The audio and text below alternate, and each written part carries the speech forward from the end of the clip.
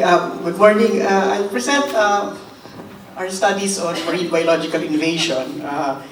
This is a major concern for the global maritime industry kasi if species are invading different countries, that may have economic and health consequences. So we have been monitoring Manila Bay for biological invasion for the last 11 years. We were supported initially by Intergovernmental Oceanographic Commission of UNESCO. Then our partners, private partner here is the Manila Ocean Park because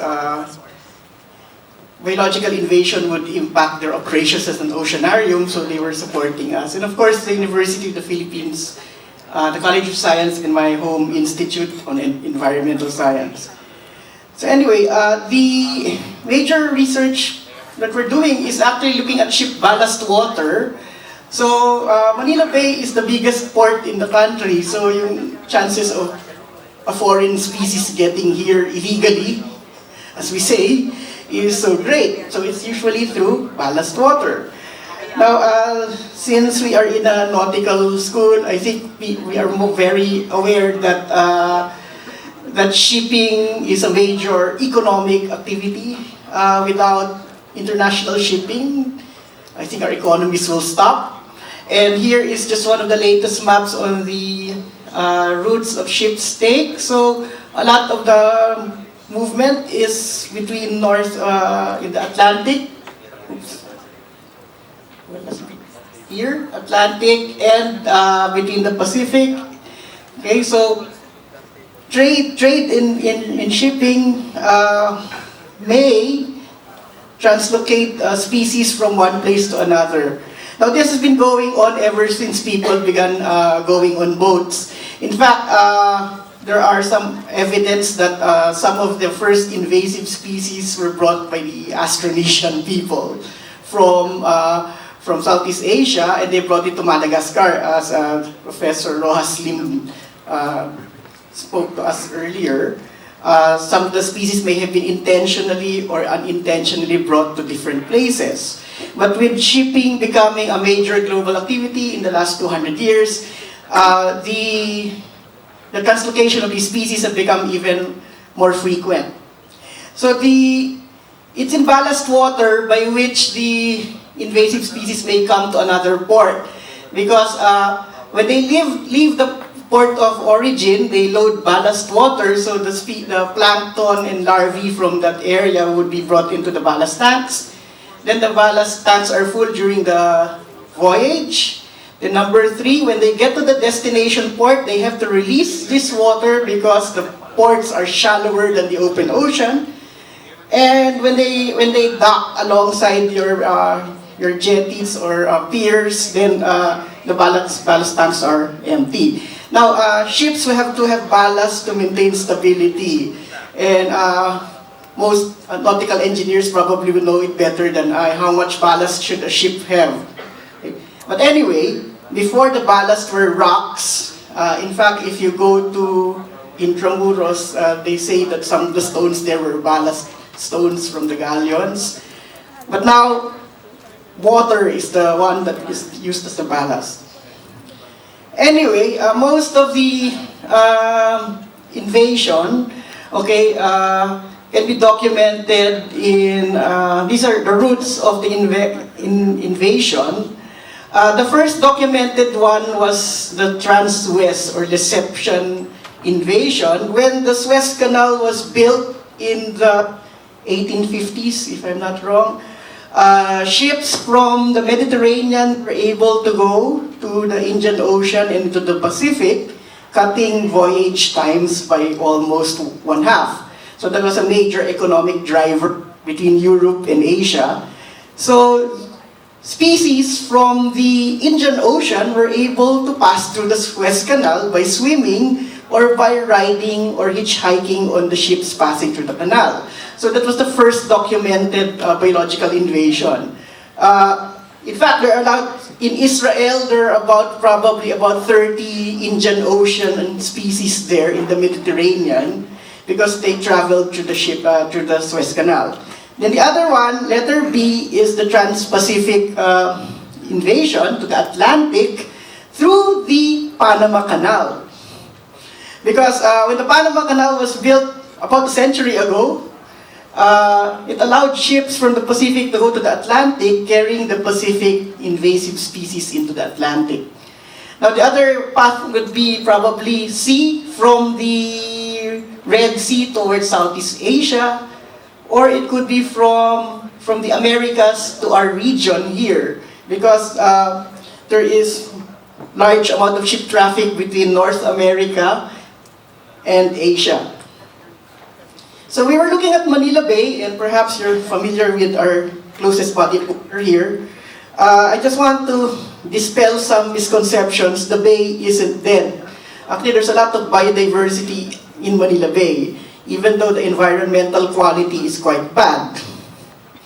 So we found that out on all these years of monitoring the bay's ecology, that we found out there are a lot of biodiversity there. Now, the Port of Manila, according to the latest PPA statistics, it's been increasing. The amount of cargo has been increasing, and container traffic is increasing, especially from international vessels. So the chances of foreign species ending up here becomes even greater.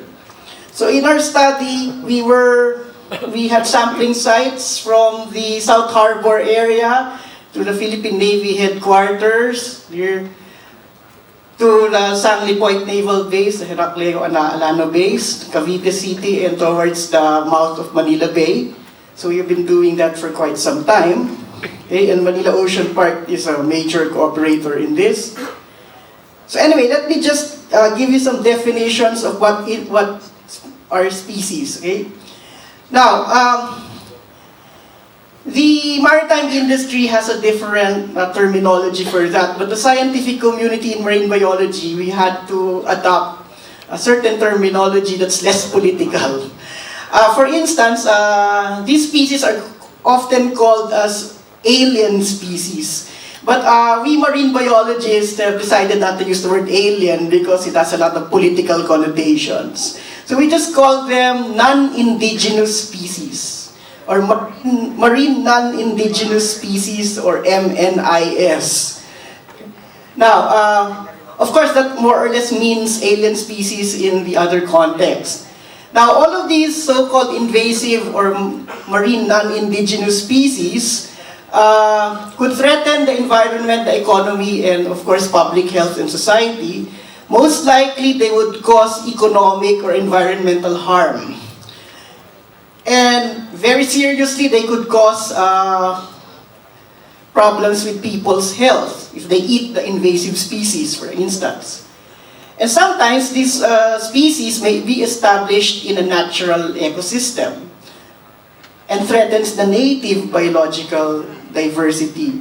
So in the last 11 years, we have been doing this. Dropping these collectors in the South Harbor area and before in the naval base, trying to see what are the organisms that would stick to the collectors. And these collectors, we designed it as part of an ASEAN-wide initiative for Asian tropical harbors. So this was funded initially by the Intergovernmental Oceanographic Commission for the Western Pacific of UNESCO. So this is the design. It's very cheap. Okay? It just needs yung takip ng timba, lalagyan ng petri dish, tapos nakatali lang siya sa plastic line na may pabigat. Then you tie it sa jetty. Di ba yung jetties, may mga kung saan tinatali yung barko. So you just tie it there. It's not a navigational hazard. We designed it in such a way that it's not a navigational hazard to shipping. Kasi yung ibang paraan para gumawa ng collectors, you have to set it down in the harbor. It could be a navigational hazard, but this one is not. It's not a navigational hazard. So madali lang siyang gawin. The cost of that is just less than 100 pesos. Kinuha namin yung mga takip ng timba from the ship owners themselves. Okay? May mga extra timba yung mga ship owners, hiningi na lang namin yung mga takip. Okay, so anong mangyayari dyan? Okay, so after deployment, we would see something like this. Okay, this was taken at the Philippine Navy headquarters. Didikit talaga siya. Okay, yung mga barnacles na yan. Okay, the barnacles are native, no? But there are a lot of other non-native things there, as we would see later on. Now, fouling organisms are a major economic cost for shipping. For instance, recently the Navy asked me kung ano to yung dumikit dun sa bagong barko ng Navy, yung BRP Tarlac. Na-cut down daw yung speed by 3 knots kasi may mga dumikit. So we identified it as another species of barnacle. So, kailangan tanggalin ng Navy yun. Okay, that would cost a lot of money, di ba? So, what can be done to minimize a problem like this?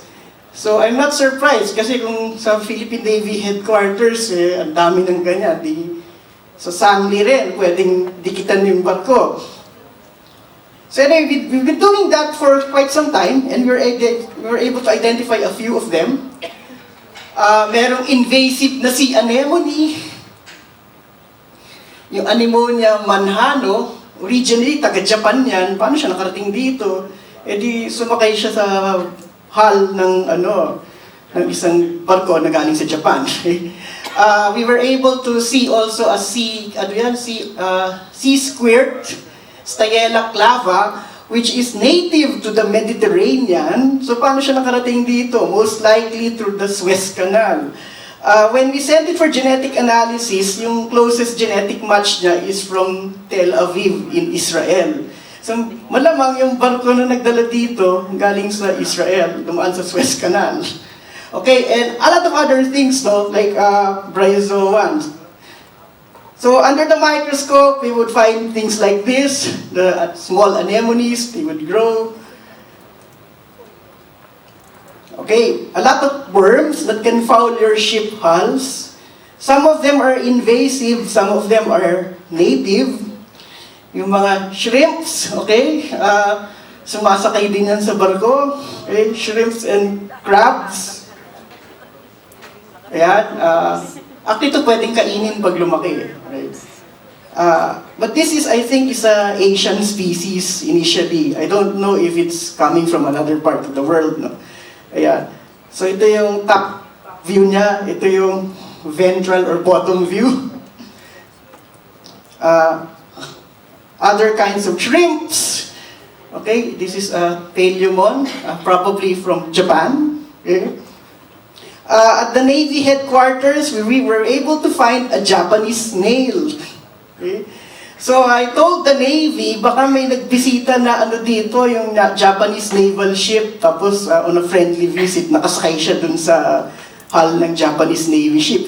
Remember, tayo, we're already, diba, there are a lot of friendly naval ships visiting us.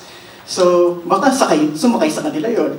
So we're able to find one, probably from Japan, Tegula. Okay? So, we actually found a lot more. Some of them are ecologically damaging, and I'll focus on that later on. Yung naka-bold dyan, yung Mitella charuana, that came from Brazil. Paano siya nakarating dito? Malamang through sumakay sa barko na dumaan sa Panama Canal. Okay, so nakarating siya dito. So this Mitella, okay, is extremely invasive. So if you go to Manila Bay right now, you will find them.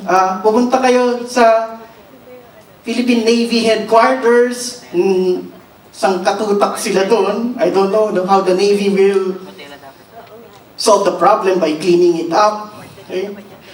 Now this has a major economic effect because they can also compete with the native tahong, which is a basis of a fishery resource, yung mga oysters o talaba, and it's spreading throughout the country. So some of the other invasives are smaller species of foreign tahong. Mytilopsis came from the Caribbean. So paano siya nakarating dito? Sumakay sa barko na dumaan sa Panama Canal. Okay, so if you take a closer look, dito yung habitat nila.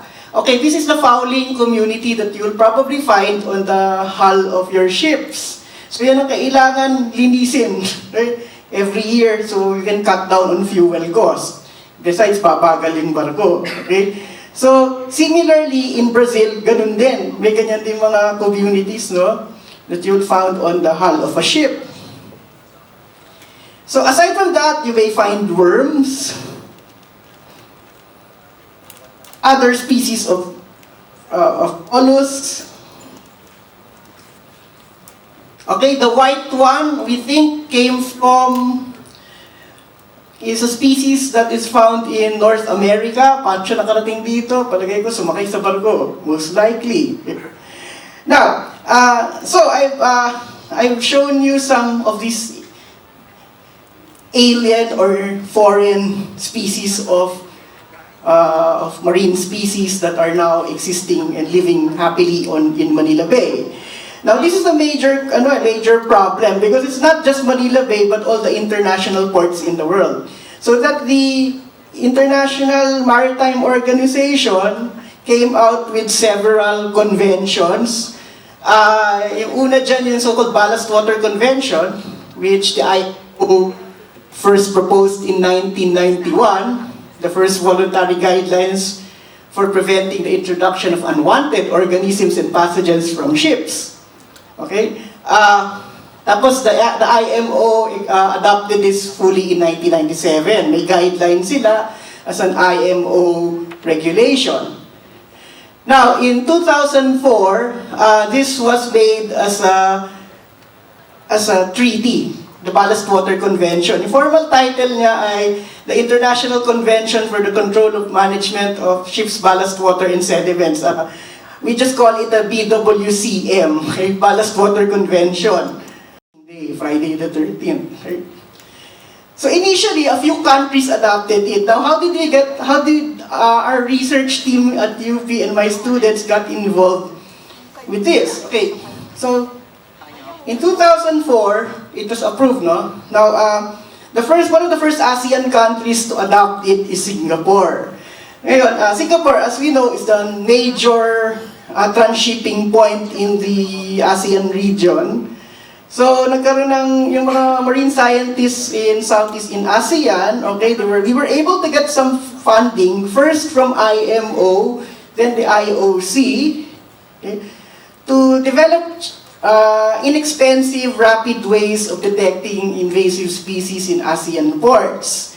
So, we started doing that around 2007, mga around almost 12 years. Tapos I had some of my students trained in different workshops in Thailand because it was the Thai government that hosted the effort. Okay? So, so that's in support of the convention. Okay? So now, the convention initially was signed by a few countries, but now there are about 77 countries that have signed up to it. Okay, so this was first adopted in 2004.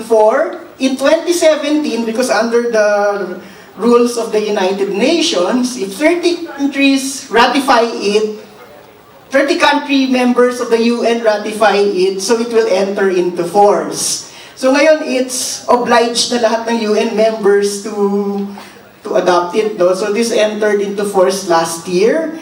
Okay, right now, 77 countries have signed up to it. So, a majority of the maritime nations have signed up to it. Okay, so what are the requirements of the treaty? Okay, first is, all ships would have to have a ballast water management plan. Okay, the captain should have a ballast water record book. The ballast water management certificate will be issued by the regulating authority. In our case, it would be Marina and through the Philippine Coast Guard. Okay, this will mandate ships to conduct ballast water exchange until they come up with equipment, okay, to ensure that the risk is minimal. Now, the equipment is quite expensive, so maraming shipping companies medyo ayaw pa nila, okay? It's estimated each ship should have $1 million worth of equipment really if they're going to come up with a standard. Okay, this ballast water standard is this, okay? Less than 10 viable organisms should be observed in per cubic meter of water. So, per cubic meter of ballast water, dapat 10 organisms lang makikita nyo doon, okay? And that's really, really hard to meet yung standard na yan. And of course, dapat may human health standards for all the cholera, bacteria, E. coli, and all the other pathogenic bacteria. So yung sinasabing ballast water regulation B2, right?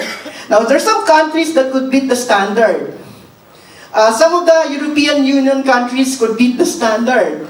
Singapore is trying to implement it. But dito sa Pilipinas, I don't think we can meet the standard kasi medyo mahal yung cost eh. Okay? So, basta kailangan, wala kang makikita mga foreign organisms in your ballast water. So, essentially, your ballast water should be as clean as the water in your swimming pool. Now, how do you treat swimming pool water? Di ba, you put chlorine. But remember, those chemicals are also environmentally damaging. So, maghahanap ka ngayon ng mga techniques para hindi siya environmentally damaging. And that involve ozone and ultraviolet sterilization of ship ballast water. And remember, a ship has a lot of water, ballast water. Mas maraming tubig yung nasa barko kaysa yung sa swimming pool ninyo. So, can you just imagine, mahal yung equipment. It will be in hundreds of thousands of dollars per ship. That's why ship owners are quite concerned. Anyway, so may mga plans siya, no? So kailangan the new ships that will be constructed and laid down in the shipyard should have the ballast water exchange design and standards. Now, what about dito, our country, the Philippines? Okay, we signed up to the treaty on June 8, 2018. Okay, so I think we're the 77th country to sign up, no? So we are now mandated to follow the standard, okay? And so I'm part of the technical working group with Marina, and I'm working closely with the Philippine Coast Guard, so to advise or to how we can, with the scientific principles, can meet what the convention requires. And if we cannot meet the convention, then it will affect our shipping industry. Kasi baka multahan tayo ng port na pupuntahan ng barko natin if we're not compliant. Added port access costs. So anyway, they were able to, when they started out laying out the standards, so they tested it in several ports under the so-called Globe Ballast Program. So the IMO headquarters is in London, so they chose several ports around the world. Okay, one is in the Ukraine, Odessa, sa Iran, Kark Island, Mumbai in India, Dalian in China, Saldanha in Namibia, okay? Sepetiba in Brazil. So minonitor yan kung talagang makakamit na standards ng international shipping industry. And it cost them about $2 million to have the program going. So anyway, so what happened here? The decision is that ports should come up with the concept of a safe risk area in which ships could move from port to port without adhering to the ballast water management guidelines. So kailangan yung mga ports around the region should be compliant, so yung mga barko hindi na kailangan i-inspect yung ballast water. Kasi I think that's the compromise. How can you put $1 million worth of equipment in each and every ship, no? Eh kung dito sa Pilipinas gagawin natin yan, the shipping industries will pass on the cost to their clients. So anyway, that's what we're trying to do now, is to come up with a system for the Philippines. Kailangan lang yan ng information infrastructure. So, for instance, Singapore has a database on what are the invasive species in Singapore. So, kailangan may matching database tayo dito sa Pilipinas to see kung meron nga dito. And so we can estimate the risk of a ship from Singapore going to the Philippines carrying invasive species, and vice versa. Meron tayong barkong umaalis from the Manila International Container Terminal, tapos pupunta ng Port of Singapore. Ano yung risk nung magdala siya ng invasive species mula Manila Bay to the Port of Singapore? Yung mga research institutions in marine science, meron na yan. Meron nga World Register of Introduced Marine Species, which you can find on the internet. And the World Register of Marine Species. The records for Manila Bay have been uploaded in these international databases. So, kung merong barko from Jakarta, i-consult na lang yung listahan, then they will estimate the risk of that ship going to the Port of Manila and being able to carry back to Jakarta our invasive species from this port. Okay, so let's show you the pictures of my former students and present students who've done work on this, okay? As you can see, a lot of them are women. They're very good at, I think they're very more observant, really, than the guys. Looking under the microscope, maybe there's a gender difference in how we look at things under the microscope, because a lot of the work would have to be done under the microscope. Okay? And without our women scientists, I don't think we guys could go as far in this work. No? Now, for my last slide, our cooperators here for the last decade or so, of course, is the Philippine Navy and the Coast Guard and the Coast Guard Auxiliary. And a lot of our technical work was done with our colleagues from Chulalongkorn University Department of Marine Biology.